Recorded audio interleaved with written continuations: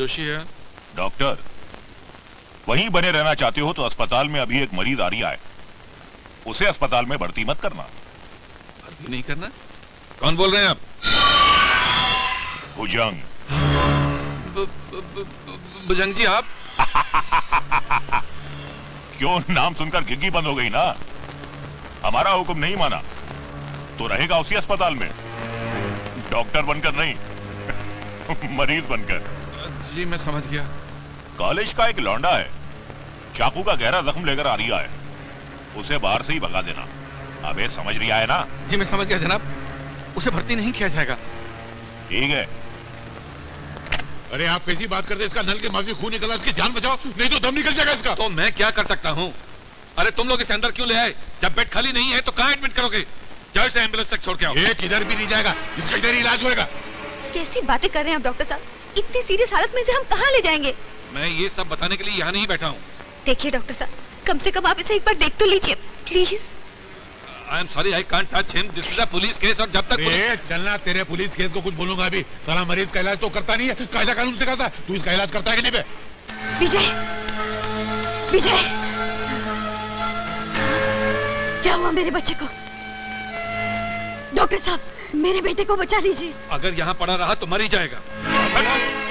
अबे तेरी कोई औलाद नहीं है? अरे माँ का दर्द समझता नहीं है तू? छोड़। साला डॉक्टर है कि जानवर है? छोड़। कसाई की औलाद, पत्थर दिल, जानवर। दादागिरी है? इसे कोई नहीं छुएगा। This is my order.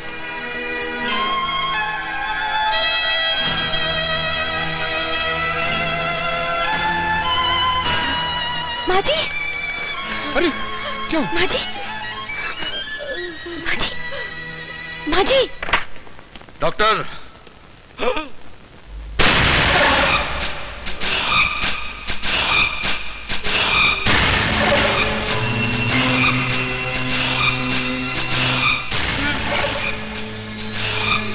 उस औरत के आंखों से देवा के आंसू बह रहे थे।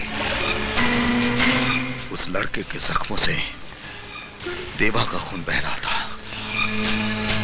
उसे कहीं कुछ हो गया तो सारा खून खींचकर तेरी नसों में इतना बारूद भर दूंगा कि तू जिंदगी भर चलता रहेगा। समझा?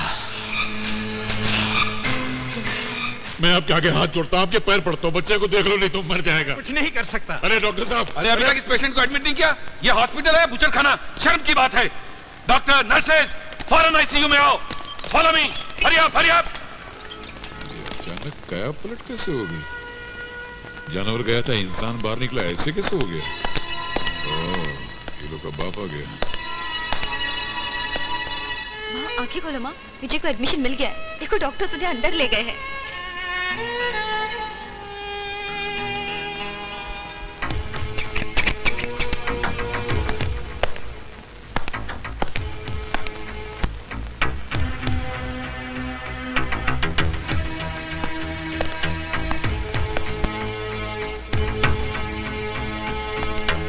ये सब हुआ कैसे? वो विजय कॉलेज की तरफ आ रहा था तो सामने से आदमी भागते और एकदम झटके से चाकू मार के भाग गया उधर से। किसी ने उसे देखा? हाँ मैंने देखा। तुमने उसे देखा? हाँ। उसका हुलिया याद है? अरे 1000 की भीड़ में पहचान सकता हूँ उसको।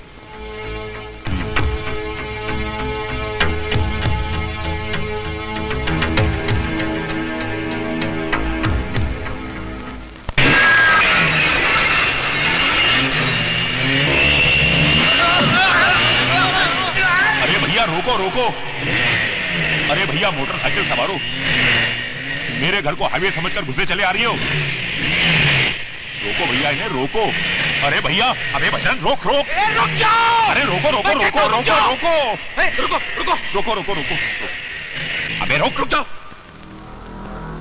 खिलाड़ियों, अरे भैया कौन सी टीम के हो तुम लोग? कौन सी टीम के हो?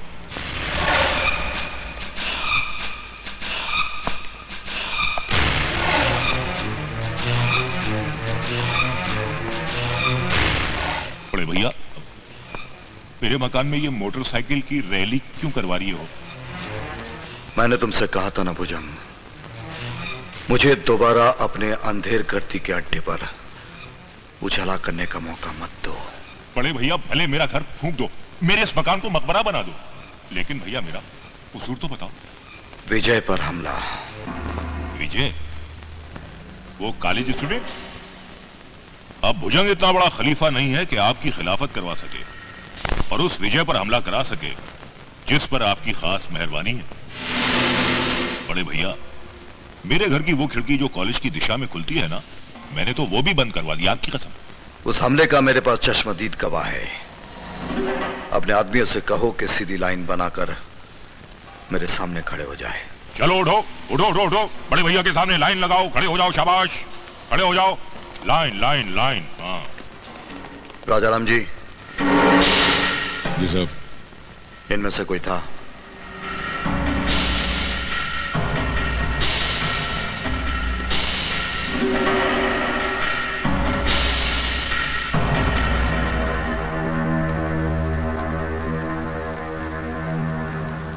नहीं साहब, ये लोग में से कोई भी नहीं था। अगर विजय पर हमले से तुम्हारा कोई ताल्लुक निकाला है ना भुजंग, तो आज तो फिर भी तुम्हारी मौत आसान होती, क्योंकि देवा की अदालत में सजा जितनी देर से मिलती है, मौत उतनी ही दर्दनाक होती है।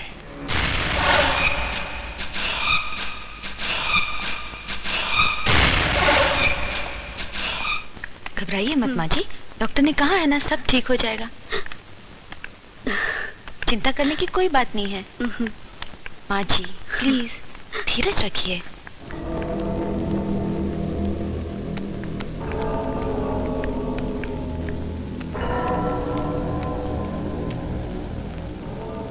हाँ हाँ, मैं तुम्हें बता दूंगा। मैं तुम्हें बाद में फोन करता हूँ। देवा जी, अब विजय काफी बेहतर है। Thank you. इसे रख लीजिए। इसकी कोई वैसे कब तक इसे हॉस्पिटल में रहना पड़ेगा? जख्म भी ताजा है। 10-15 दिन के लिए चलना फिरना मुमकिन नहीं है।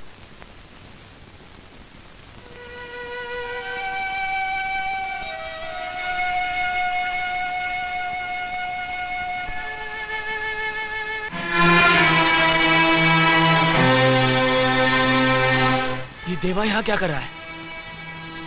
ये देवा नहीं है, देवता है। इसके कारण तो तेरी जिंदगी बची है यार। इसकी वजह से? हाँ। विजय, नहीं, नहीं कराने मुझे अपना इलाज।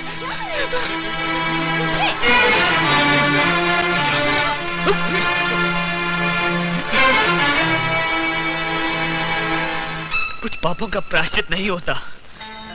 कुछ गुनाहों की सजा के लिए एक जिंदगी की उम्र कम पड़ती है।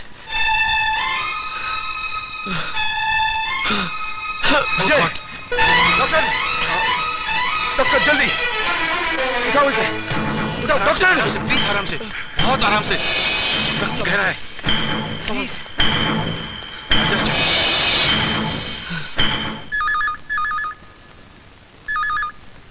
हेलो देवा जी, मैं राजाराम बोल रहा हूँ।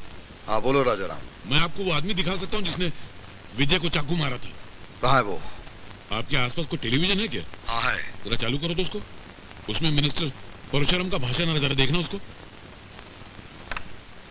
हमारी पीढ़ी ने अगली पीढ़ी को विरासत में क्या दिया? लालच, बदनीयती, डर। आज हर आदमी अपने अपने स्वार्थ के बिल में घुसकर अपनी सुरक्षा के बारे में सोच रहा है। इतने खुदगर्ज हो गए हैं। वो परशुराम की किस तरफ है? वो मिनिस्टर के सीधे हाथ पे 2 कदम पीछे एक गंजा आदमी खड़ा दिखता आपको? वो है। पराए दर से ना हमारी आंखों में आंसू आते हैं और ना ही हम हाथ बढ़ाकर दूसरों के आंसू पूछते हैं। आज हर हिंदुस्तानी के हाथ में तलवार तो है, पर वो अपनी अलग लड़ाई लड़ रहा। बलिदान या इंसानियत। आज आदमी अपनी हर जंग में अकेला हो गया है। मुल्क की ताकत उतने ही हिस्सों में बंट गई है जितनी देश की आबादी है।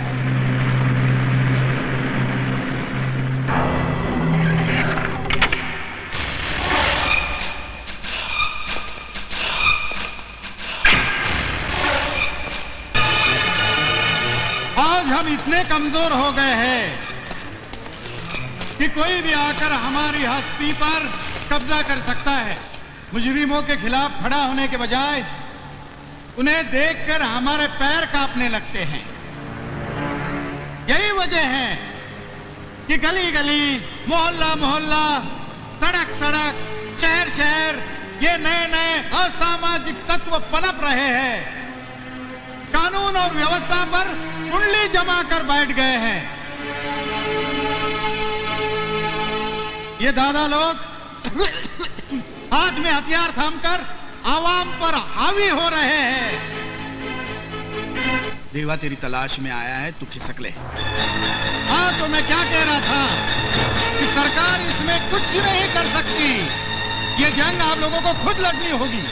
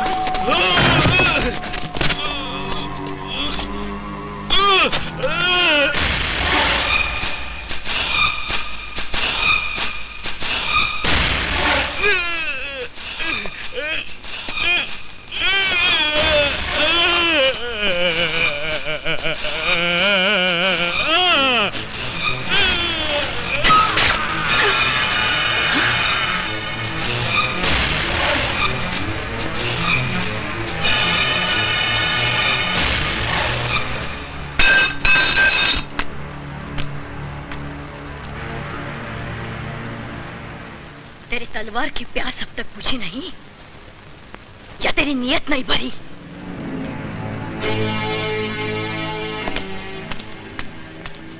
ए बहन, मुंह खोलने से पहले कुछ सोचना चाहिए। जानती नहीं वो कौन है? मुझसे ज्यादा इसे और कौन जान सकता है? ये मेरे पति का कातिल है।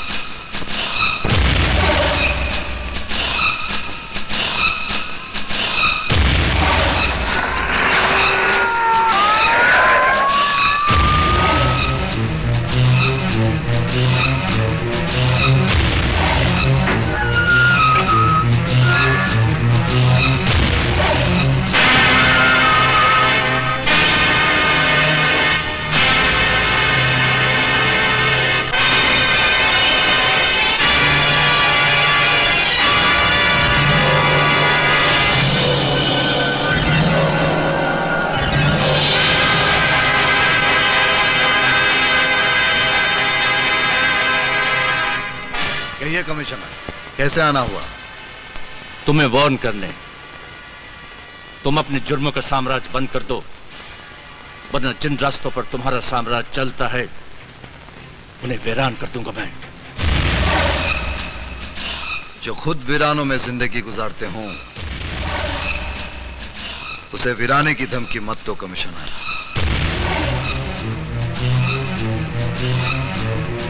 तुम्हारा भी नया नया ट्रांसफर हुआ है। इस शहर के रस्म और रिवाज से तुम वाकिफ नहीं हो। फॉर योर इंफॉर्मेशन, मेरी ट्रांसफर हुई नहीं, मैंने खुद करवाई है। और तुम्हारी ये खुशकिस्मती है कि मैं अपने साथ तुम्हारे लिए अरेस्ट वारंट लेकर आया नहीं, क्योंकि मुझे यकीन है कि जग्गा का कत्ल तुमने ही किया है।